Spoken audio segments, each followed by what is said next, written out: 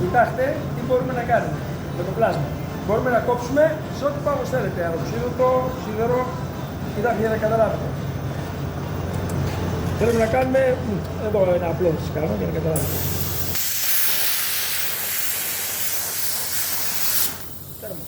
Ό,τι θέλετε, σε ό,τι γωνία θέλετε.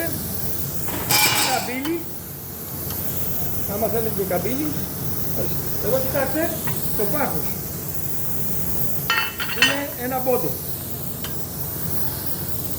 Το βάζουμε πάνω και σας κάνουμε ό,τι σχεδιάκι θέλετε.